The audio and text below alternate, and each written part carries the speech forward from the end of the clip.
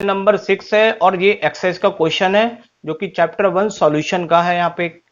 तो देखिए क्वेश्चन में कह रहा है कि how many millilitre of 0.m HCl are required to react completely with 1 gram mixture of Na2CO3 and NaHCO3 containing equimolar amount of both. तो देखिए क्वेश्चंस में क्या कहा जा रहा है, आपसे पहले मैं आपको क्वेश्चन का थोड़ा समझा देता हूँ एक रफली डायग्राम के लिए। एक मिक्सचर है यहाँ पर बच्चों, यहाँ पे क्या है, एक मिक्सचर है और मिक्सचर का आप में मिक्सचर की चीज का है Na2CO3 यानी कि ये है, और दूसरा मिक्सचर में क्या चीज मिला हुआ है इसी मिक्सचर में CO3। तो ये दो चीजों का मिक्सचर है और इस मिक्सचर का टोटल वेट कितना दे रखा है 1 ग्राम। अब इसमें हमने ऊपर से क्या डाला बच्चों, यहां से HCl डाला जिसकी हमें मोलरिटी दे रखी है 0.1। तो ये HCl इससे कंप्लीटली क्या करे, रिएक्ट करे, इसके लिए हमें कितने मिलीलीटर यानी कि कितने वॉल्यूम की रिक्वायरमेंट होगी, ये हमसे पूछा जा रहा है कि ये पूरा HCl इन दोनों से कंप्लीटली रिएक्ट कर जाए तो उसके लिए हमें कितना वॉल्यूम की रिक्वायरमेंट होगी, ये हमें फाइंड करने को कहा जा रहा है।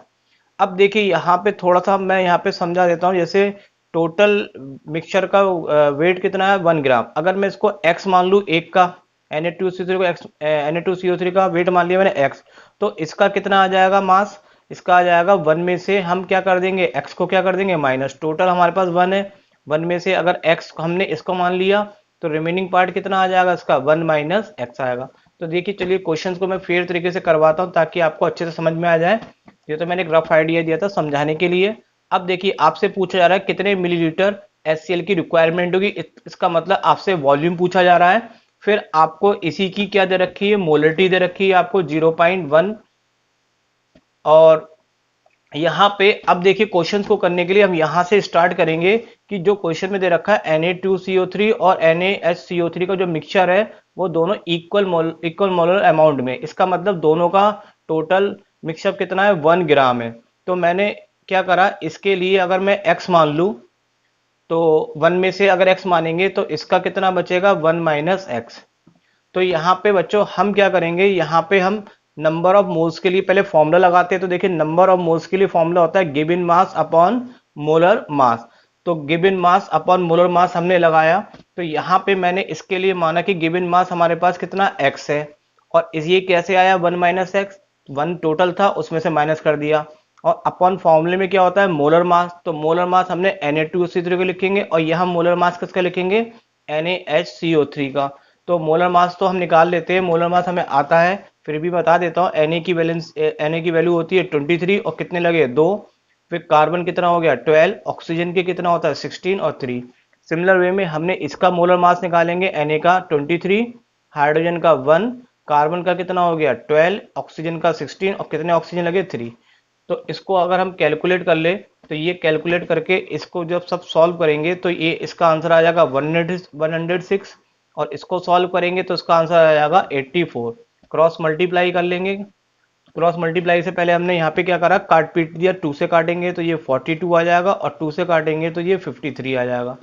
अब अगर हम इसको क्रॉस मल्टीप्लाई कर ले, 42 की हमने इधर मल्टीप्लाई करी, 53 की इससे करी, तो आपको पास ये रिजल्ट आ जाएगा। और इससे अगर हम x की वैल्यू निकाले, इस 53 को हम कहाँ ले गए उधर की तरफ ले गए, तो यहाँ पे 95x आ गया, और x की वैल्यू निकालेंगे इससे डिवाइड करके 53 को 95 से, तो आपको रिजल्ट मिल जाएगा x की वैल्यू ये आ गई।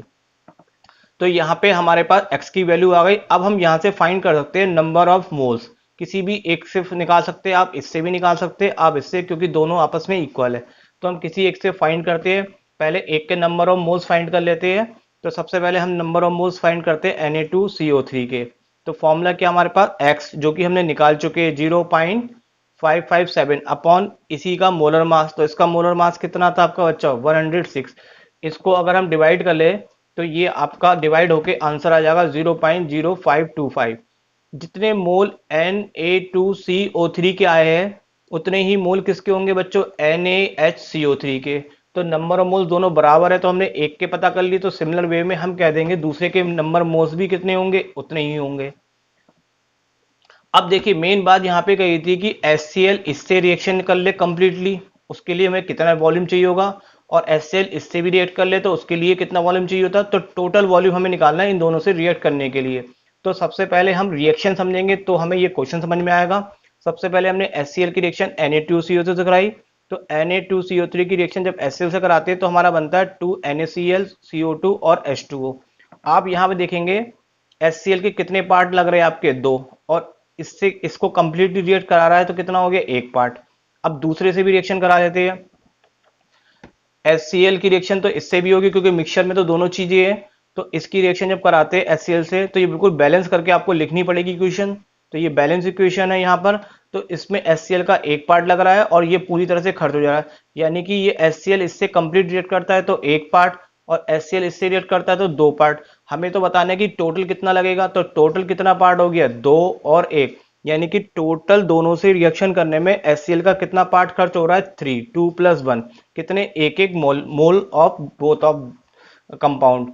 तो यहाँ पे मैं लिख देता हूँ ताकि आपको ध्यान रहेगा। तो इस रिएक्शन में HCl कितना रिक्वायर्ड हो रहा है दोनों से रिएक्शन करने में, इसमें 2 पार्ट और इसका 1 पार्ट, तो टोटल कितना हो गया, 2+1, और दोनों के कितने कितने मोल है, एक एक मोल बोथ के दोनों से है।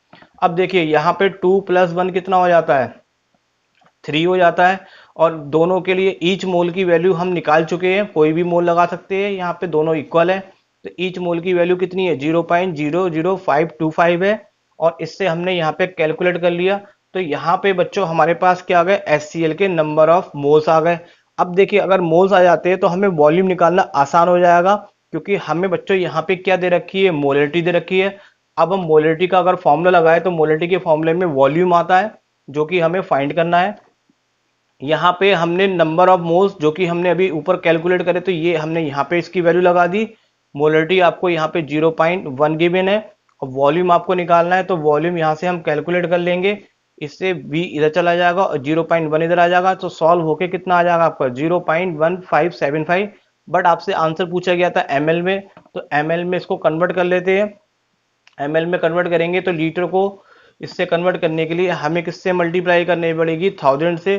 तो 1000 से मल्टीप्लाई करने के बाद ये आपको रिजल्ट मिल जाएगा, और यही आपका यहाँ पे क्या हो जाएगा, फाइनल आंसर हो जाएगा। आपसे वॉल्यूम पूछे गए थे HCl के, इन दोनों से रिएक्ट करने में कितना वॉल्यूम लगेगा, तो ये आपका आंसर आ गया 157.5 मिलीलीटर।